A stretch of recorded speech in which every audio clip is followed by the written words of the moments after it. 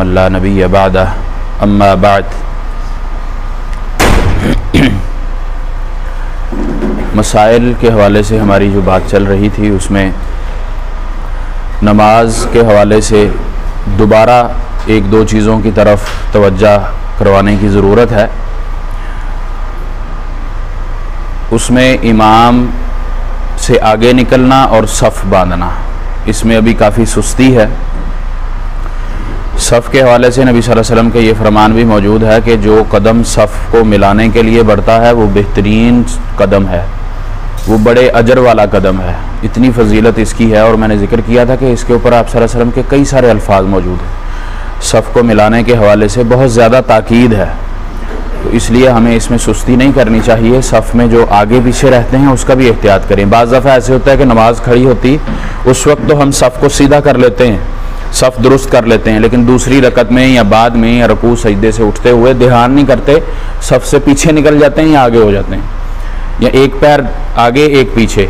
تو صف ملانے کا جو بہترین طریقہ اور نسخہ آپ علیہ الصلوۃ والسلام نے بتلایا وہ ہے کہ اپنا ٹخنا دوسرے بھائی کے ٹخنے کے برابر کرو، گھٹنا دوسرے بھائی کے گھٹنے کے برابر کرو، اور کندھا دوسرے کے کندھے کے برابر ہو۔ پاؤں اتنے کھلے ہونے چاہیے کہ آپ کے جسم کے مطابق ہوں، نہ زیادہ نہ کم۔ تو اسی نماز کے حوالے سے ایک چند دن پہلے سوال بھی اس بارے میں ہوا تھا، صلاۃ التسبیح کے حوالے سے، نماز تسبیح کے حوالے سے کہ وہ کیا ہے، اس کی کیا افادیت ہے، سنت میں اس کی کیا اہمیت ہے۔ تو رسول اللہ صلی اللہ علیہ وسلم سے یہ حدیث آپ کے چچا سے ہے، آپ علیہ الصلوۃ والسلام اپنے چچا کو کہتے ہیں کہ میں آپ کو ایک خیر کا کام بتاؤں، اور ان سے روایت کرنے والے عبداللہ ہیں، ان کے بیٹے، یعنی آپ صلی اللہ علیہ وسلم کے چچا زاد بھائی عبداللہ ابن عباس، آپ صلی اللہ علیہ وسلم بتا رہے ہیں عباس کو، اپنے چچا کو، اور حدیث کی یہ روایت کرنے والے ہیں عبداللہ۔ اگرچہ کہ اس کی سند میں اختلاف کافی زیادہ ہے، محدثین نے کافی زیادہ کلام کیا ہے دو تین راویوں پر، اسی طرح سیدنا عبداللہ بن عمرو بن عاص رضی اللہ عنہما ان سے بھی یہ حدیث ہے، اس کی سند میں بھی کچھ کلام ہے، ترمذی میں، ابو داؤد میں، ابن ماجہ میں یہ روایت مل جائے گی۔ امام ابن حجر رحمہ اللہ نے اس پر بحث کی ہے، رسالہ بھی انہوں نے لکھا ہے، تو جس میں انہوں نے اس کے طرق کو ذکر کرتے ہوئے کہا کہ یہ حسن درجے کی حدیث ہے۔ اچھا، اختلاف کچھ اس کے متن کے حوالے سے بھی ہے کہ یہ کس طرح کی نماز ہے کہ جو ایک دن میں پڑھی جائے ایک دفعہ، یا جمعے کے دن پڑھی جائے ہفتے میں ایک دفعہ، یا اگر مہینے میں ایک دفعہ پڑھ لی جائے، اگر مہینے میں نہیں تو سال میں ایک دفعہ پڑھ لی جائے، اگر سال میں نہیں تو عمر میں، زندگی میں ایک دفعہ پڑھ لی جائے۔ تو اس کی اس کیفیت کے حوالے سے کہ یہ کیفیت عبادات سے ہٹ کر ہے، اس وجہ سے بھی اختلاف کرتے ہیں۔ امام احمد بن حنبل رحمہ اللہ کے بارے میں کہ یہ ہے کہ وہ اس کو صحیح نہیں مانتے تھے، امام ابن جوزی نے موضوعات میں اس کو ذکر کیا ہے، لیکن احمد بن حنبل رحمہ اللہ سے ایک قول یہ بھی ہے جو ابن حجر رحمہ اللہ نے ذکر کیا ہے کہ انہوں نے اس سے رجوع کر لیا تھا اپنے اس حکم سے کہ وہ اس کو درست نہیں سمجھتے تھے، پھر اسے انہوں نے رجوع بھی کر لیا تھا۔ تو اس کی سند میں بحث ضرور موجود ہے، لیکن اگر صحیح، بعض نے صحیح بھی کہا ہے، اگر صحیح نہ بھی مانا جائے، حسن بھی، حسن صحیح سے ذرا کم درجے کا ہوتا ہے، اگر حسن بھی مان لیا جائے، اور یقیناً مانتے ہیں، تو آپ علیہ الصلوۃ والسلام کی اس سنت پر یا اس فرمان پر عمل بندے کو کر لینا چاہیے۔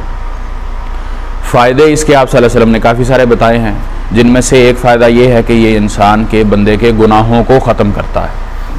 زیادہ بات انشاءاللہ اثر میں کر لیں گے، ابھی میں بالکل اختصار سے اس کا طریقہ آپ کو بتا دیتا ہوں، تھوڑا سا جو اختلاف تھا وہ میں نے ذکر کر دیا۔ پہلی اور بنیادی چیز اس میں یہ ہے کہ یہ انفرادی ہے، اجتماعی نہیں ہے، یہ جماعت کی شکل میں نہیں ہے، با جماعت جس طرح ہم نماز ادا کرتے ہیں اس میں نہیں ہے یہ انفرادی ہے۔ رات کے وقت پڑھ لیں یا ایسے وقت میں جب آپ نفل نماز پڑھ سکتے ہیں اس وقت میں، ممنوع اوقات نہ ہوں، جس طرح سورج طلوع ہونے کا وقت ممنوع ہے، زوال کا ممنوع ہے، سورج غروب ہونے کا وقت ممنوع ہے، تو ان ممنوع اوقات میں نہ ادا کریں، رات کے وقت اعتکاف والوں کے پاس تو فرصت ہوتی ہے۔ تو اس کا طریقہ آپ علیہ الصلوۃ والسلام کی اسی حدیث میں موجود ہے کہ کلمہ پڑھنا ہے سبحان اللہ والحمد للہ ولا الہ الا اللہ واللہ اکبر، یہ 4 کلمے ہیں۔ ان 4 کلمے کے مجموعے کو قیام کی حالت میں 15 دفعہ پڑھنا ہے۔ عام نماز کی طرح اس کی 4 رکعت ادا کی جائیں گی تشہد کے ساتھ، پہلا تشہد پھر بعد میں عام 4 رکعت۔ اور پہلی رکعت میں جب ہم کھڑے ہوں گے اللہ اکبر کہہ کے، تکبیرہ تحریمہ کہہ کے، ثنا یا دعائے استفتاح جو ہم پڑھتے ہیں وہ پڑھنے کے بعد سورۃ فاتحہ ہے، اس کے بعد جو بھی سورت ملانا چاہتے ہیں ملانے کے بعد رکوع میں نہیں جانا، قیام کی حالت میں کھڑے رہ کر ہی یہ کلمات سبحان اللہ والحمد للہ ولا الہ الا اللہ واللہ اکبر یہ 15 دفعہ دہرانے ہیں۔ پھر رکوع کرنا ہے، رکوع کی دعائیں پڑھنی ہے، اور رکوع کی حالت میں، رکوع سے سر نہیں اٹھانا، رکوع کی حالت میں ہی یہ 10 دفعہ کلمات پڑھنے ہیں۔ پھر رکوع سے کھڑے ہونا ہے، رکوع سے کھڑے ہو کر رکوع کے بعد کی دعا ہے ربنا ولک الحمد حمدا کثیرا طیبا مبارکا فیہ، اس کو پڑھنے کے بعد 10 دفعہ یہ کلمات دہرانے ہیں۔ پھر سجدہ کرنا ہے، سجدے کی دعائیں پڑھنے کے بعد 10 دفعہ یہ کلمات دہرانے ہیں۔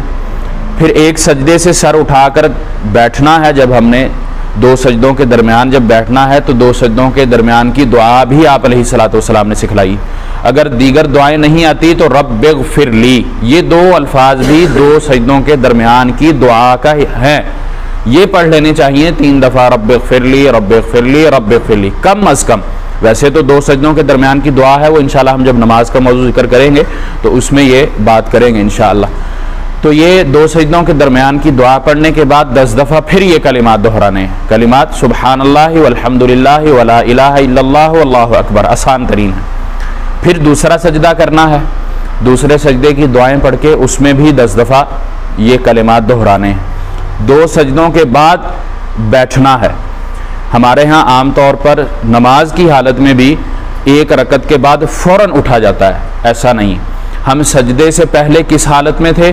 بیٹھے ہوئے تھے، تو سجدہ کرنے کے بعد بھی ہمیں بیٹھنا چاہیے، ڈائریکٹ کھڑے نہیں ہونا چاہیے۔ آپ صلی اللہ علیہ وسلم نے جو نماز ہمیں سکھلائی ہے صلو کما رأیتمونی اصلی، اس میں پہلی رکعت کے 2 سجدوں کے بعد بیٹھنا ہے، تھوڑا سا جلسہ ہے، تاکہ سجدے کی جو پہلی حالت ہے اسی حالت میں انسان کے اعضاء آ جائیں، اس کے جوڑ اس کی ہڈیاں اسی حالت میں آ جائیں۔